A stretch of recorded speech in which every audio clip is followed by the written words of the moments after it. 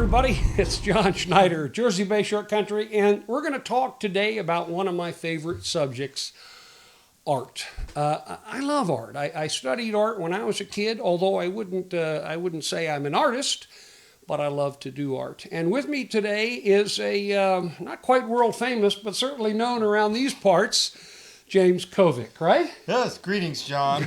Greetings. James is a character, and I want to ask you something straight off. It takes a lot of creativity to be an artist, doesn't it? I would guess. I mean, it's something I've always done my entire life. It's always come second nature to me. So what do you remember as a kid in terms of dabbling in art? Do you remember what? Not so much as a kid. I remember following my father's work a lot. His architectural renderings, his murals he would paint in our rooms as kids. He was a big Walt Disney fan. Oh, wow. So Cinderella was a favorite, and Snow White went in the girls' room. He was a very creative man. I gained a lot of my talent through my father's skills. Do you have some of your early work? Do you have it somewhere? Oh, yeah. Yes. I have some pencil drawings. I studied through the Guild of Creative Art. I enrolled in the 6th grade. And off the top of your head, Jim, do you remember, or do you have the best thing you think you did as a young man? Do you have it somewhere? I do. What is it? Describe it. It's a pencil drawing of an old halyard rope that's all threaded at the end with the hook laced in it. And it's just a still life rendering. Is it framed and on the wall? No, I have it stuck in one of my cases over there. Now, were you the kind of kid when you came home? I've met your mom, and your mom is wonderful. And Jim lives in Highlands, New Jersey. And he lives in a house. You've been in this house for how long? You've got this house here. My parents bought the home in 1957. They vacationed in the Highlands during their summers. My mother's brother owned a home further up the hill. My father became a builder down here. And he worked as a local contractor all those years. My family does go back to Highlands as summer vacationers, but also my grandmother and her sister came over from Ireland together and settled here in the Highlands. They worked for Harshawn, as did their husbands, as land hands. Wow. So that part of the family settled in Highlands long before 1957. Wow, that's pretty amazing. And your studio, we're in Jim's studio. It's kind of an L shape, and we're going to look at it in a little while and look at some of the work that you're doing. But how would you describe yourself as an artist? Are you you do it all, or do you focus on certain things? I've had to do it all as survival. Murals came easy. Yeah. Murals kind of started out as I just wanted to do a little cleaning up in town. And a couple of buildings that I just felt, if the opportunity came, or I'll give myself the opportunity, to put something out there that would I like using the word gentrification. Sure. I did depend on businesses, commercial businesses such as the Lusty Lobster. From the Lusty Lobster, it was the American Legion. Beautiful. Veterans have been great. Veterans have been great patrons to the arts for me. And then it just dominoed effect. A few other businesses wanted my work. And some of it was a lot more simpler in design, such as signage. Jim did this for Jersey Bay Short Country, for me, for you, and it's really kind of cool. What can you say about it, Jim? Well, you remember, John, you showed up one day with a fence. I did. And you just left it in the yard, and you left me with an idea. I think that was back in June. Yeah. Well, we used the fence to keep the dog from escaping. And then we used it as a backboard on the baseball board. And then it's time. It's weathered enough. I think I have the right idea for John. So I brought it into the studio. It's beautiful. Here it is. It's absolutely gorgeous, and it's welcome to Jersey Bay Short Country, and it's our backdrop for this show, and we're going to see some of Jim's art and that sort of thing. Now, you got into portraits? Is that where somebody sits, or do you do this? I can do either or. They can sit. I'd rather work from a photograph because they become very detailed, and people have a very short attention span. Sure. Of sitting still. But as a practice, I do work from both on the same piece. I will shoot a photograph. The last part of the rendering, I will bring the client in, and they will sit just for last minute things. Where did you get your formal training? I went off to Pratt Institute. I studied at Pratt. I enrolled in Pratt in '77. I was studying medical illustration. Because I didn't want to become a painting major, and I wasn't sure about being a printmaking major because it just seemed to be so much shop work and not enough working on the actual art itself. What is your most likely critique of yourself, do you think, as you do your work? Not being productive enough.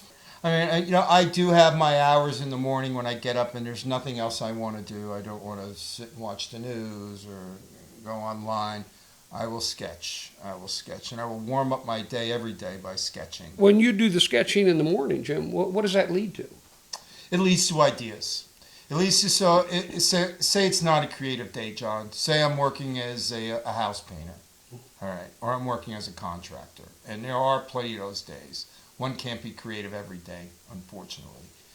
But what it leads to is during those days when I'm not producing artwork, I can daydream all day long about what I'm going to do next when I mark a canvas or illustration board. So it gives me a lot of time to think about what my next move is going to be in the finished process of a piece of work. You know? Have you? I've never seen you do abstract work. Are you comfortable, or have you done abstract work? I've done abstract. I think the surfboard art I was commissioned in works I did years ago was very much avant-garde, abstract. Things that people say that I always remember about abstract art. Like what? Do you remember? Well, I remember having one instructor who I really looked up to. But when abstract came up once, he said, abstract art is painted by the untalented, sold by the unprincipled, and bought by the bewildered. How do you argue that when you're 22 years old and getting an instructor? Sure. So I sort of stayed away. But having studied Andrew Wyeth's work, the famous American artist, famous American landscape realist, you can look at some of his work, a lot of his work, and there is a very abstract form in all of the work. The whole composition, the way the land mass is placed, and I love that combination of realistic landscape painting with an abstract background. Yeah, I can see that. I can see that in your work. Yeah, I can see it in your work. So it's almost like you've taken a photograph in some ways, and a really great photograph, and you've applied some process to it to make it seem a little bit surreal, right? Yep. A lot of that has to do with my style, which is just something I developed all on my own. I've tried to correct it a number of times, but it still comes back. Sure. But yeah, that's very true. Are you a fast? You say you're not always productive, and I understand that in the course of a day. But once you're working on something, are you fast? I'm fast. Yeah. I was always told I was fast. Why is it? Is it just that you're just fast, or that you like to get things done? I just move fast. I'm very sure of myself Mm-hmm. when I'm working with the pen or the pencil or brush. So I'm blessed with that, and that's just pretty much my format. Sure. I go for it when I'm working on the canvas. Have you done any primitive stuff? Have you gone out with your easel and your canvas and done a seascape or a? Oh yeah. Do you like that? Do you enjoy that? I do like that, but it's mainly kept in a sketchbook or a study for. Then I'll go back and shoot a picture of it, come back and have those references. Basically, when I go out there, I'm just trying to get that time of day where that light's falling and certain objects that will enhance that and the abstract aspect. Yeah. Well, unfortunately, the light keeps changing and moving in this area. Right, yeah. But you see, that's the thing. Like what I said earlier, when I have time to think about all day long about my approach on that piece I started in the morning. Yeah. And I think you as a photographer, all your dramatic scenes and shadows and stuff come early in the day or at the end of the day. Yeah, that's right. So midday, That might be good for portraits. Yeah. Because you get the right lighting and stuff. But as far as landscapes go, I prefer early in the day or the end of the day. What's your favorite color?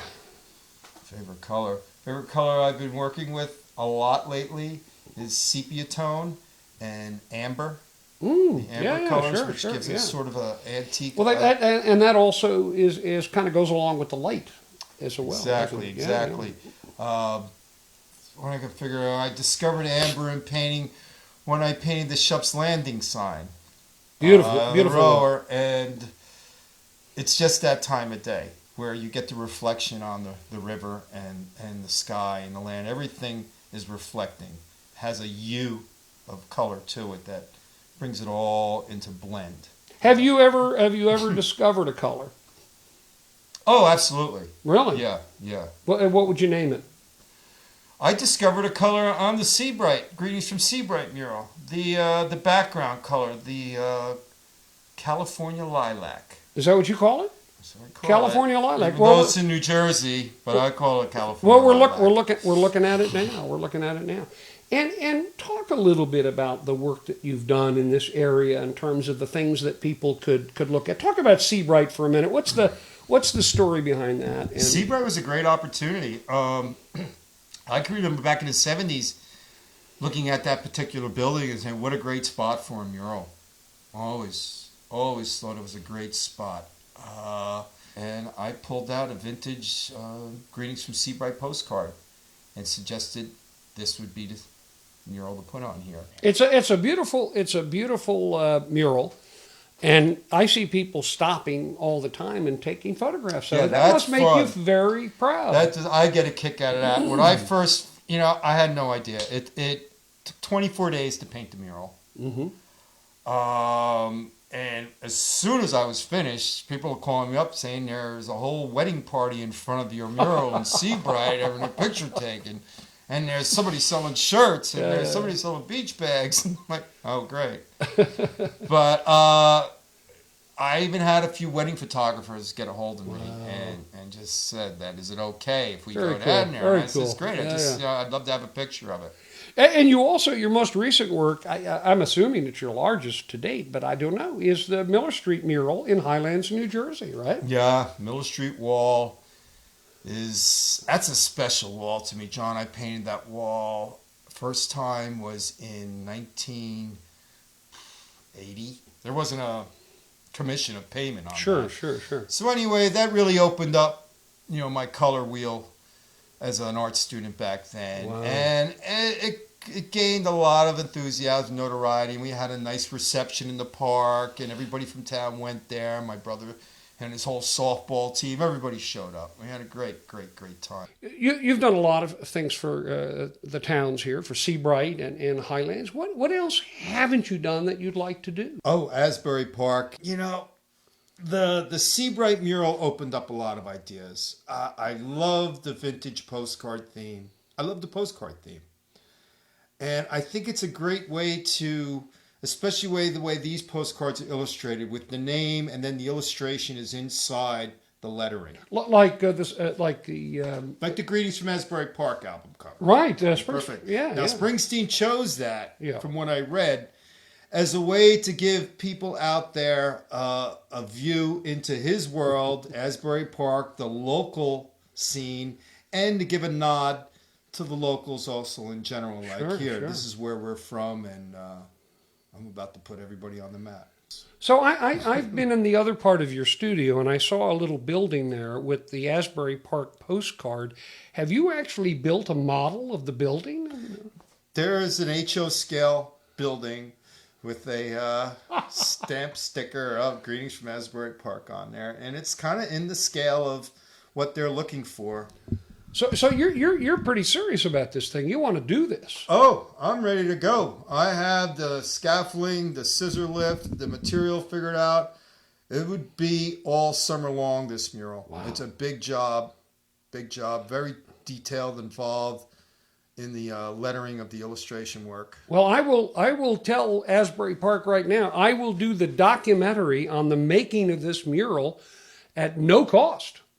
because it'd be cool to see, and I'll bet you people would come. And it's bigger than this, right? It's bigger than my mural. Bigger than this, yeah. It ain't no fence panel. No, that'll consume me all summer. That particular job, if it's a go. Quite a big endeavor, putting a mural like that. But I also think it's the main corridor going through Asbury Park, so it's going to get a lot of visual attention. People passing through Asbury or stopping into Asbury. Now, when you were a kid, I remember the first time that I thought I had artistic ability was when I was coloring. Do you remember coloring and coloring books and that sort of thing? Did you ever do any of that stuff when you were a kid? No, they took my crayons away from me, John. Why? I used to eat them. That explains so much. See, I'm going to tell you right now, in kindergarten, I was considered a genius, an artistic genius, because I was the first kid, and I only did this because I thought it'd be good to do. I blended two colors to make a flesh color. Flesh colors are tough. Yeah, and I actually blended a couple of colors together to try to make a fleshy color, because back in those days, I remember the Crayola crayons, plug for Crayola. There weren't a lot of, there weren't like 1,275 crayons in a box, yes. And every color under the sun that was orange, black, yellow, red, green, blue, and all that kind of stuff. And I never had too much trouble with a color wheel, except as I got a little bit older. It's still hard for me to understand when you mix one part of this with two parts of this, you get a different color sometimes, and it's amazing. Are you good at that? If you see a color in your mind for a picture, do you know sort of what to mix? Certain colors, yes. Other colors, no. I have to double check myself. Right. And a lot of times, now I'm going to reveal one of my secret recipes right now, but this is good for homeowners and people thinking about painting their rooms, is that I will go to a paint store, and if I have a color in question, I will ask them at the counter, what is the tint ingredients to this color? And they will look it up, and they will go to me, oh, this has a magenta in it, this has a red, and a blue. Okay. So and sometimes there's that smaller percentage of a magenta in it, but I see there's a hint of a purple. But you can see that yourself sometimes. I see it, but I don't know the percentage or the I don't know the parts. percentage, and I try to figure that out a lot of times by just going to finding out the tint quality in there, and then I can gauge it from there. I don't want to put you on the spot, but what's the difference between a navy blue and a royal blue? Oh, navy blue. A royal blue is more bluer. Okay. Than a navy blue. And a navy blue has what in it that makes it less bluer? Any idea? I think the navy blue has a little bit more of a black.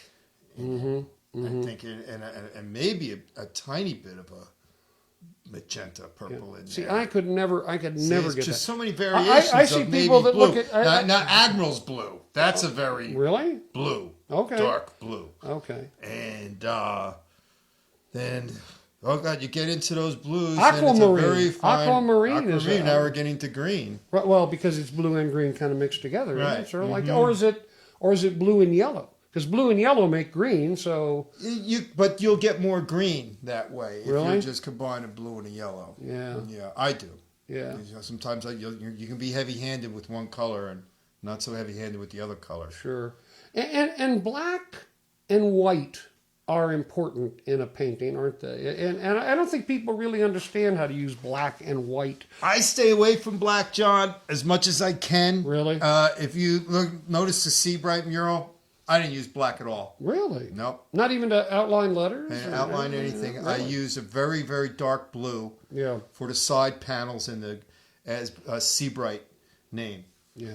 And I just felt sometimes black can be too overpowering, and it can take up too much of a border theme on it, and I wanted to create more of a U with the eyes, so when you're looking at it, the whole thing has a sense of a tint value on it. Sure. That's if you notice on the Miller Street wall, certain times of the day when you look at it, you will see a tint of a blue through the whole mural. Wow. And So something like that, when you do a mural, you have to have one heck of a palette, don't you? I mean, how do you do that? and it's trial and error. Yeah. I can figure out as much as possible in the studio before I execute things on the wall, and things just come. They just change because you're coming from working inside on your prototype. Now you're going outside in the sunlight. Change the day, colors. You might change a color next to that color, and that changes everything.